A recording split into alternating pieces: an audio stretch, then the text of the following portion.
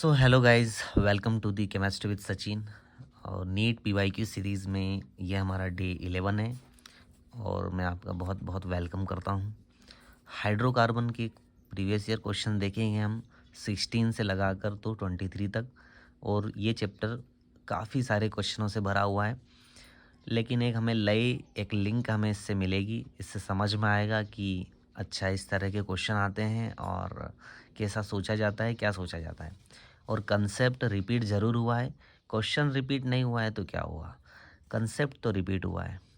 उसी के लिए हमने ये सीरीज़ बनाई है।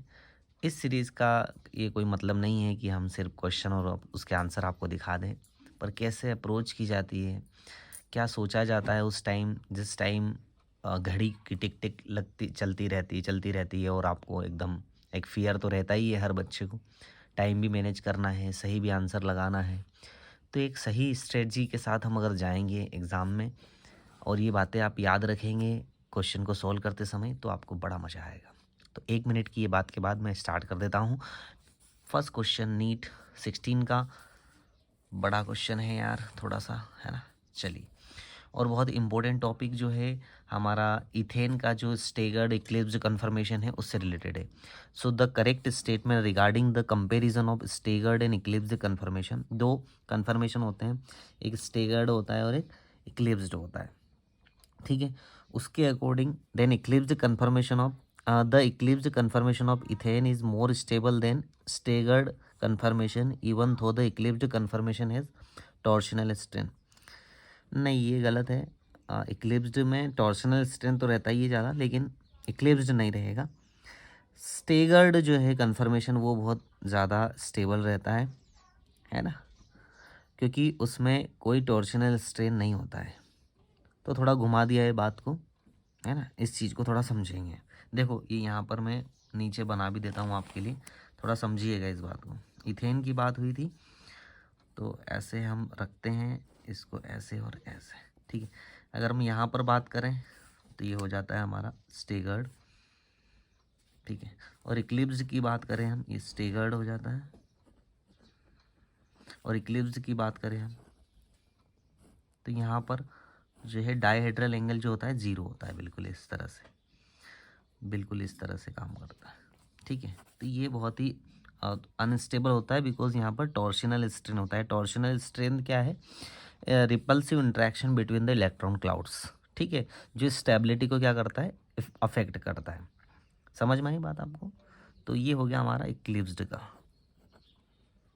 तो अब हम वापस ऊपर आ जाते हैं कि देखते हैं कि चारों ऑप्शन में क्या लिखा था। पहला तो मैंने गलत कर दिया। दूसरा, the staggered conformation of ethane is more stable than eclipsed conformation. बिल्कुल सही बात है। ये स्टेबल है, स्टेगर्ड स्टेबल है, स्टेबिलिटी की अगर हम बात करें तो देन इससे। और because staggered conformation is no torsional strain. देखो, टॉर्शनल स्ट्रेन मैंने अभी बताया कि जो रिपल्सिव इंट्रैक्शन है ना, रिपल्सिव फोर्सेस ऑफ अट्रैक्शन है बिटवीन इलेक्ट्रॉन क्लाउड्स। एक क्लाउड यहाँ पर है, एक क्लाउड यहाँ पर है। तो इसमें अगर ये इस तरह से अरेंज है कन्फर्मेशन, तो यहाँ पर मतलब टॉर्शनल स्ट्रेन नहीं रहेगा, है ना, क्योंकि इंट्रैक्शन बहुत ही कम है। रिपल्सिव इंट्रैक्शन बिल्कुल कम है, यहाँ बहुत ज़्यादा रिपल्शन है, ठीक है ना।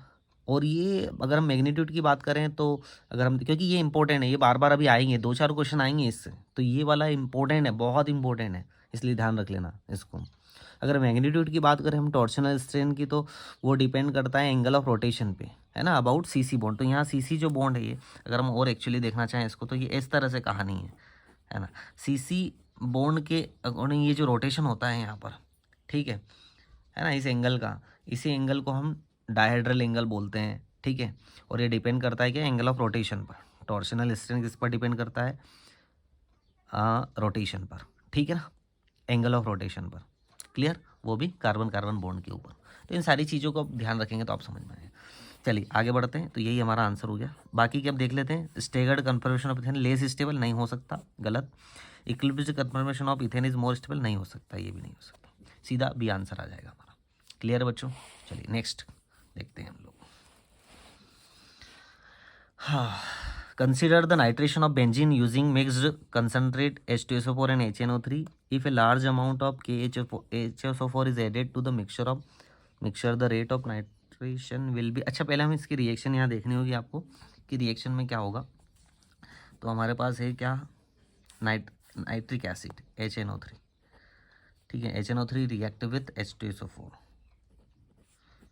तो हमारे पास क्या बनता है यहाँ पर NO2, नाइट्रो ग्रुप हमारे पास आता है क्योंकि नाइट्रेशन करवा रहे हैं ना हम, है ना, तो नाइट्रेशन करवा रहे हैं तो ये बहुत ज़रूरी है नाइट्रो ग्रुप, ठीक है, तभी तो किसी का नाइट्रेशन होगा। Plus HSO4 minus plus H2O, ठीक है। अब ये बोल रहा है कि इस मिक्सचर में ऐड करते जाएं KHSO4, है ना, ये हमारे पास मिक्सचर मिला हुआ है, इसमें हम और ऐड करें, क्या ऐड करें, KHSO4 माइनस तो बाद में आएगा, तो K प्लस तो हट जाएगा और HSO4 माइनस बढ़ता जाएगा। तो बेटा HSO4 माइनस की कंसनट्रेशन बढ़ेगी तो ऑब्वियसली है कि NO2 की कंसनट्रेशन क्या होगी, यहाँ पर डिक्रीज होगी। तो यहाँ पर जो rate of nitration rate of nitration क्या होगा, विल बी अनचेंज, नहीं होगा चेंज, डबल भी नहीं होगा, फास्ट भी नहीं होगा, तो क्या होगा, स्लो होगा, क्योंकि जैसे ही HSO4 माइनस की बढ़ेगी NO2 इससे क्या कर जाएगा, रिएक्शन कर जाएगा, जैसे जैसे इंक्रीज करते जाएंगे ये कम होता जाएगा, जब ये कम होता जाएगा नाइट्रो ग्रुप तो डिक्रीज होती जाएगी, स्लोअर होती जाएगी रेट ऑफ नाइट्रेशन, ठीक है, तो हम करवा पाएंगे। समझ में आया, रिएक्शन थोड़ा सा यहाँ पर याद रखने वाली थी। नेक्स्ट क्वेश्चन देखते हैं।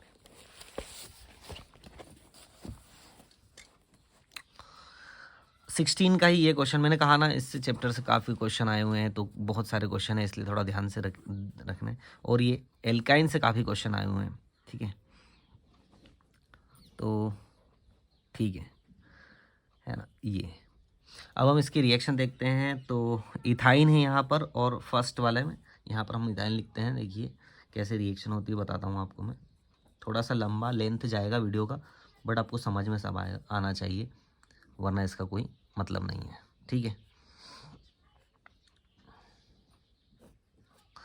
क्या होता है कि ये जो sp हाइब्रिडाइज्ड कार्बन है यहाँ पर, है ना, इसकी एसिडिटी ज़्यादा होती है, ठीक है, तो यहाँ पर जो है पॉजिटिव, यहाँ पर नेगेटिव चार्ज आ जाता है क्योंकि इसकी इलेक्ट्रोनेगेटिविटी ज़्यादा है sp हाइब्रिडाइज्ड कार्बन की, है ना, sp कैरेक्टर या s character percentage s character ज़्यादा होने की वजह से, तो इस पर ये जो NaNH2 लिख रखा है ना, तो ये जो सोडियम है, सोडियम क्या करता है, यहाँ पर लिक्विड अमोनिया भी है, तो Na जो है बेटा, Na यहाँ पर इसको एक कोई सा भी हाइड्रोजन हटा दो आप, और यहाँ पर निगेटिव चार्ज, यहाँ पर क्या आ जाता है, पॉजिटिव चार्ज, ये स्पीसीज बनती है।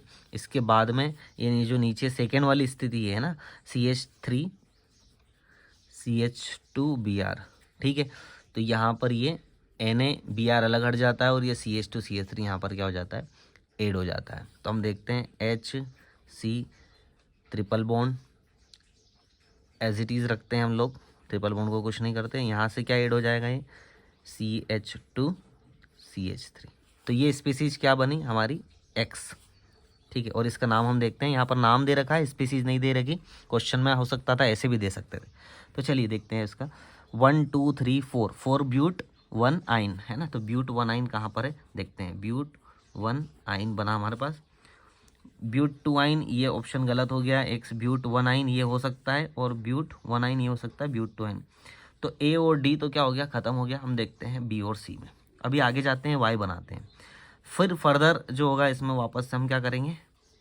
Na NH2 और लिक्विड अमोनिया, जैसे ही यहाँ पर Na है तो यहाँ पर भी अभी भी ये कार्बन बचा हुआ है ना, sp हाइब्रिडाइज कार्बन बचा हुआ है, तो यहाँ पर फिर से ये अटैक करेगा, ये पूरा का पूरा पोर्शन जो है ऐसा as it is CH3 CH2 C triple bond C, यहाँ पर H हट के क्या लग जाएगा बेटा, Na लग जाए, Na प्लस, और यहाँ पर माइनस हो जाएगा।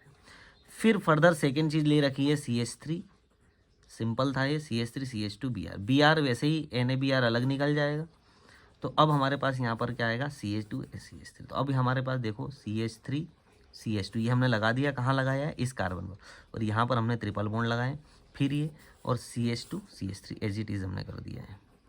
अब बेटो देखो क्या हो गया, 1 2 3 4 5 6 से हेक्स है, लेकिन 1 2 3 थर्ड पोजीशन पे है, तो हेक्स 3 आइन, हेक्स 3 आइन वाला है क्या कॉन्सेप्ट, हेक्स-2आइन ये हो सकता था, हेक्स-2आइन ये अब इसके कारण नहीं होगा, हेक्स-3आइन यही आंसर सही है हमारा। तो सी आंसर आपका एकदम राइट है। इस तरह से ये रिएक्शन होती और इस तरह से हमें ये बनाना पड़ता, समझना पड़ता। क्लियर हुआ? आई होप क्लियर हुआ होगा आपको। नेक्स्ट चलते हैं। फोर्थ क्वेश्चन है नीट 16 का ये भी, the compound that will react most radially with gaseous bromine has the formula है। तो ब्रोमीन यहाँ पर किससे रिएक्ट करेगी, है ना। तो ये तो हो गया C2H2 इथाइन, ये हो गया ब्यूटेन, C2H4 ये हो गया इथेन, ये हो गया है आपका प्रोपीन। तो हमने देखा होगा मार्कोनी का पेडिशन वगैरह में सब में क्या करता है, प्रोपीन जो है CH3 CH double bond CH2, ये कहानी ये है ना। 2 3 और 3 6, ठीक है। आंसर यही आएगा। यहीं से हम क्या करवाते हैं, ब्रोमीन की रिएक्शन करवाते हैं। मोस्ट रेडियली ये रिएक्शन करेगा, बजाय कि इससे भी नहीं करेगा, इससे भी नहीं करेगा, इससे भी नहीं करेगा। तो आंसर सीधा सीधा आ जाता हमारा क्या, प्रोपीन, फर्स्ट आंसर यहाँ पर, ठीक है। चलिए, which of the following can be used, next question है भी 16 का, which of the following can be used as the halide component for Friedel Crafts reaction. देखिए बेटा, फ्रीडल क्राफ्ट रिएक्शन आपको याद है ना, एनहाइड्रस AlCl3 की प्रेजेंस में होती है, एनहाइड्रस AlCl3 की। फ्रीडल क्राफ्ट रिएक्शन दो तरह की होती है, एल्काइलेशन और एसाइलेशन। तो आप यहाँ पर देखेंगे कि हमें यहाँ पर एल्किल हैलाइड का यूज़ होता है, ठीक है। इसमें सिंपल सी बात, क्लोरोबेंजीन एल्किल हैलाइड है क्या, नहीं है, ये तो एराइल हैलाइड है।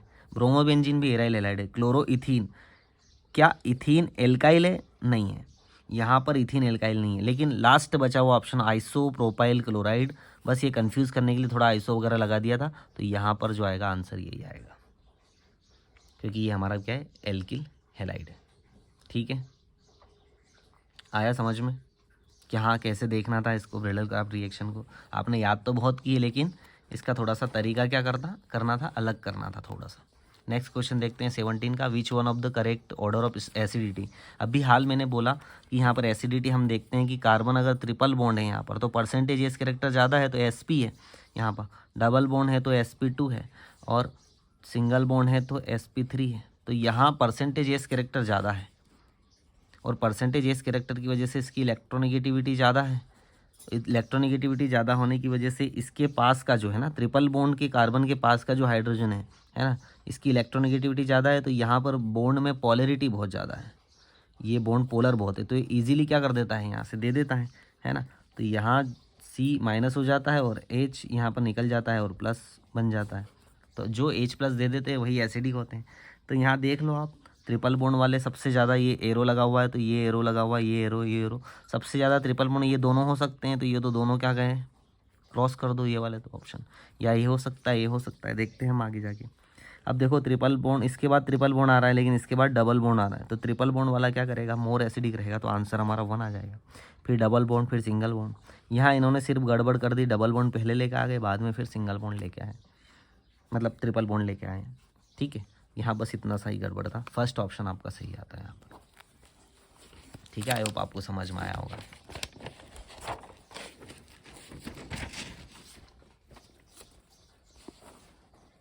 17 का फिर से क्वेश्चन है। मैंने कहा आपको कि काफ़ी सारे क्वेश्चन हैं।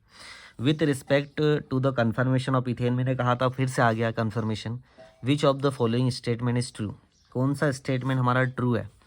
Bond angle changes but bond length remain same, both bond angle and bond length change, both bond angle and bond length remain same, both angle remain same but both, ये सब कुछ नहीं है। देखो मैं कहानी आपको बताता हूँ कि मैंने अभी कहा था आपको कि ये जो चीज़ें हैं इस तरह से स्ट्रेन वाली बनती है, ठीक है, या सेम बनता है। तो बेटा है ना, सिर्फ ये रोटेशन होता है अराउंड दी कार्बन, है ना, लेकिन यहाँ पर कोई बॉन्ड लेंथ, कोई बॉन्ड एंगल का चेंज नहीं होता है, ठीक है।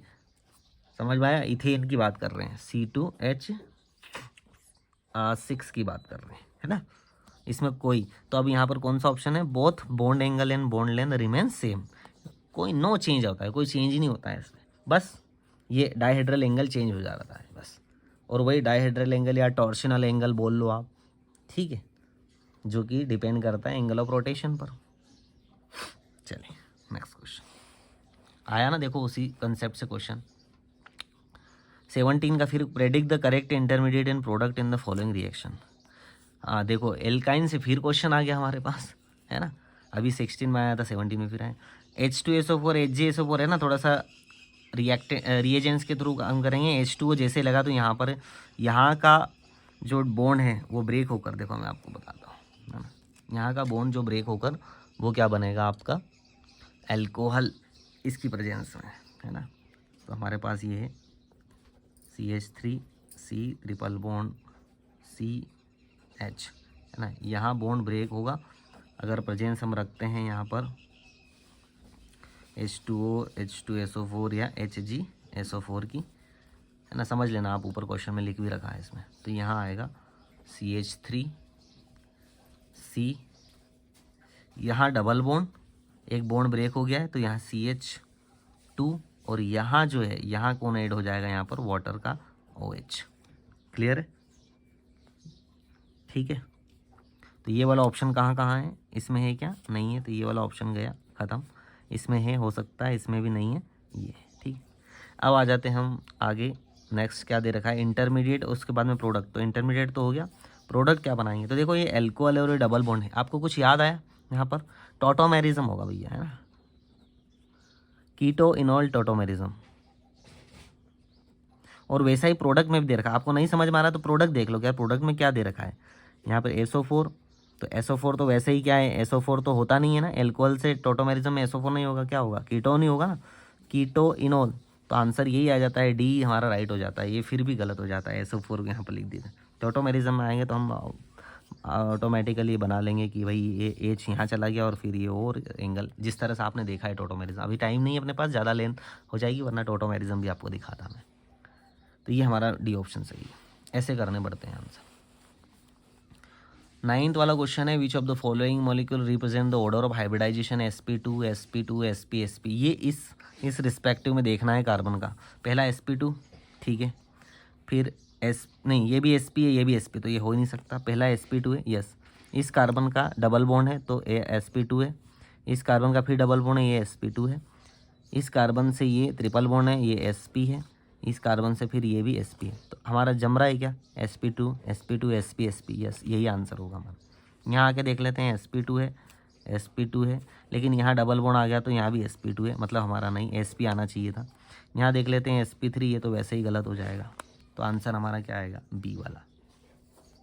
सिंपल क्वेश्चन था 18 का, बहुत बढ़िया। नेक्स्ट चलते हैं 19 का question. The most suitable reagent for the following conversion is, most suitable reagent भैया, है ना। क्या हो रहा है, डबल बॉन्ड हट के, है ना, ये डबल बॉन्ड हट के क्या बना रहा है, हाइड्रोजन ऐड हो रहा है। याद रखो ध्यान से, ये CH3 अलग, ये CH3 अलग, ये कार्बन, डबल बॉन्ड हट के हाइड्रोजन, हाइड्रोजन कौन लगाता है, ये रहा हाइड्रोजन, पैलेडियम क्विनोलिन इसकी प्रेजेंस में, है ना, पैलेडियम और कार्बन। तो यहाँ पर ये रिड्यूसिंग एजेंट ही क्या करवा सकते हैं, बॉन्ड ब्रेक करके हाइड्रोजन ऐड करवा सकते हैं। बाकी यहाँ पर ये हमारा सूटेबल रिएजेंट रहेगा। रिएजेंट के थ्रू क्वेश्चन आ गया था। 20 का क्वेश्चन है, which of the following alkane can not be made in good yield by Wurtz reaction. तो वुड्स रिएक्शन में कौन सा बोल रहा है कि अच्छी यील्ड नहीं देगा। तो सभी बना तो सकते हैं, लेकिन वुड्स रिएक्शन क्या है, गुड यील्ड कब नहीं देती, while preparing alkanes with odd number of carbon atoms. आपने ये कंसेप्ट थोड़ा पढ़ रखा होगा कि जो odd number of carbon atoms हैं, ये याद रख लेना अगर नहीं पढ़ा।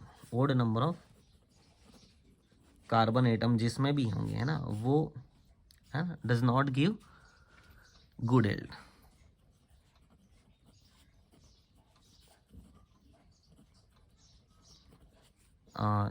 वुड्स रिएक्शन में स्पेशली तो देख लेते हैं हम यहाँ पर, हेप्टेन हेप्ट 7 है, यही है ऑड नंबर जो नहीं देगा। तो आंसर भी ये, ब्यूटेन का देख लेते हैं, 4 है, देगा।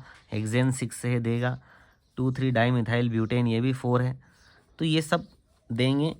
2,3 है तो फिर 6 भी आ जाएगा, 6 कार्बन है यहाँ पर, तो यही ऑड नंबर है, इसलिए ये हमारी यील्ड नहीं देगा।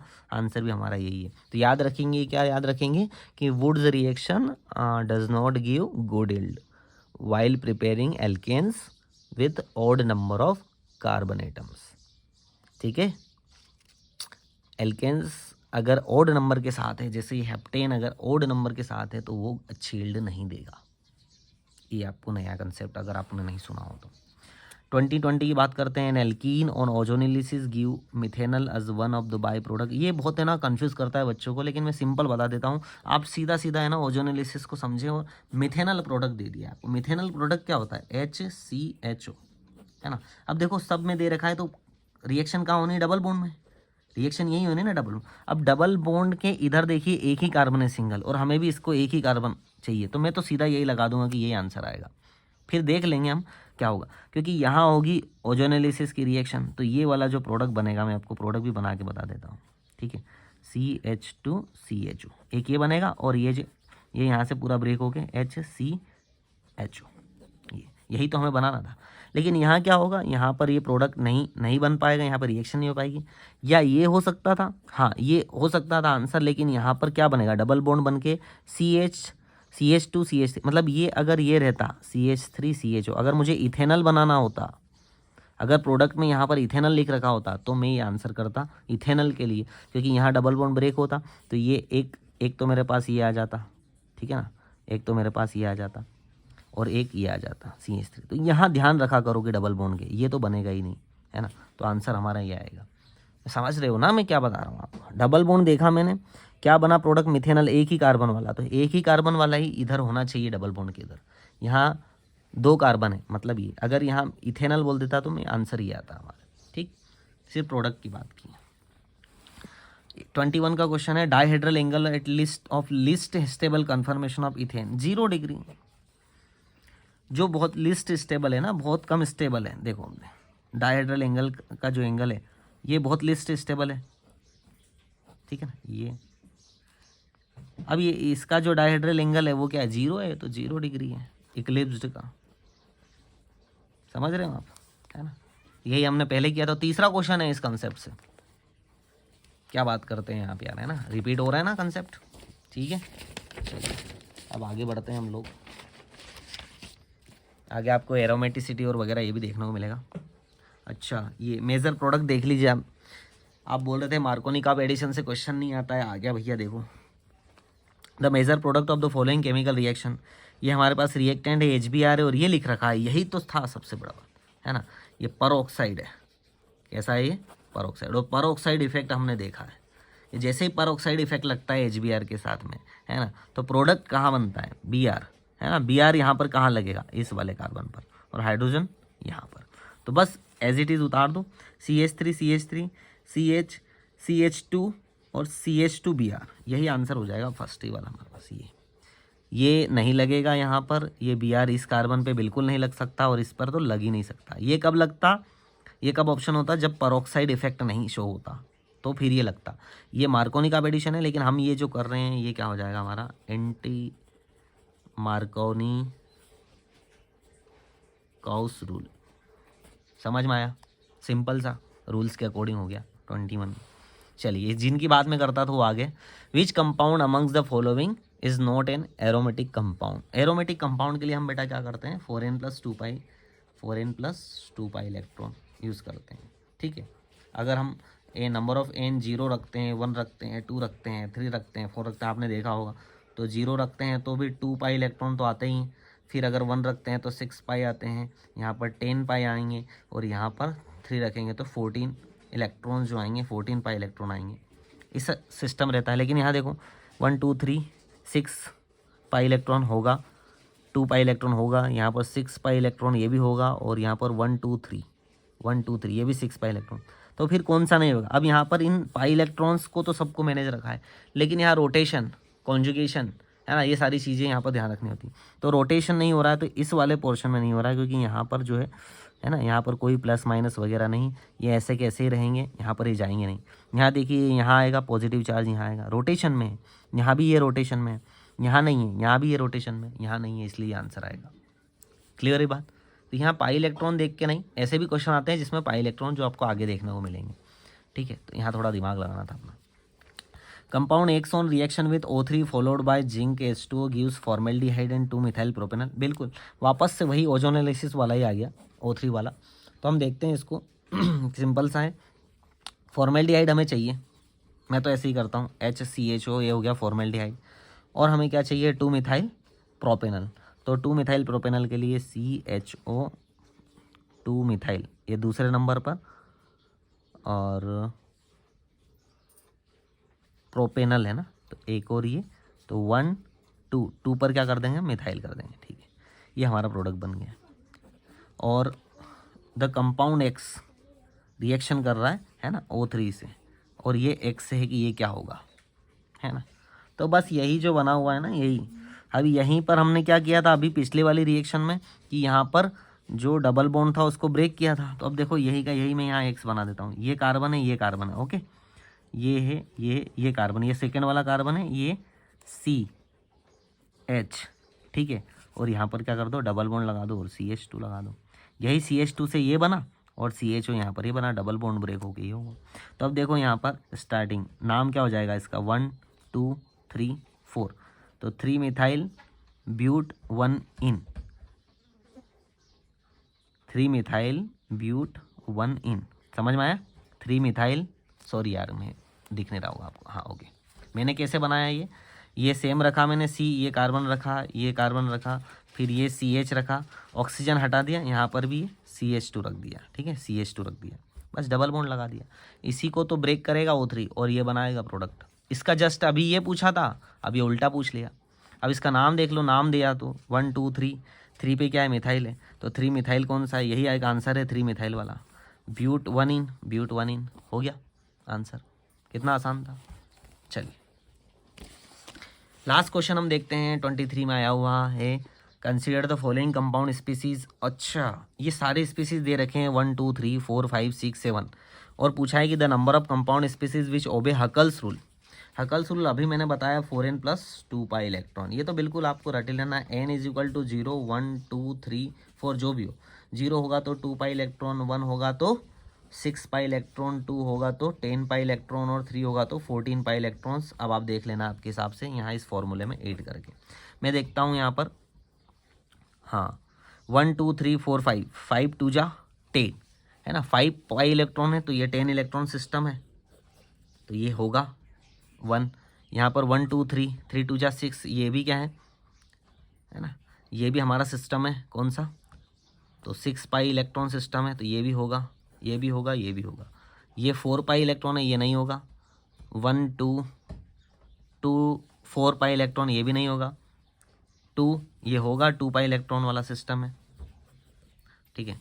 ये वाला 1 2 3 4, 4 2 जा 8, 8 पाई इलेक्ट्रॉन, ये नहीं होगा सिस्टम। ये देखते हैं 1 2 3 4 5 6 7, 7 है, 7 2 जा 14 इलेक्ट्रॉन, 14 पाई इलेक्ट्रॉन है, ठीक है, 14 है, तो 14 पाई इलेक्ट्रॉन होगा सिस्टम, होगा। तो कितने हुए, 1 2 3 और 4, तो यहाँ पर नंबर ऑफ कंपाउंड्स कितने आते हैं, 4, तो ये 4 देख लो कहाँ पर है, यहाँ पर है। चलिए ठीक है ना। चलिए तो द एंड हम लिखते हैं इसका, हाइड्रोकार्बन का। मुझे ऐसा लगता है कि आपको मज़ा आया होगा बड़ा, आपके कंसेप्ट फिर से रिवाइज हुए होंगे, अच्छा लगा होगा आपको। कमेंट कीजिए, शेयर कीजिए, सब्सक्राइब कर दीजिए, थोड़ा सा आप मदद करिए, ठीक है, ताकि हम ज़्यादा लोगों तक पहुंच पाएँ, और इस तरह की वीडियो मैं आपके सामने और लाता रहूँगा।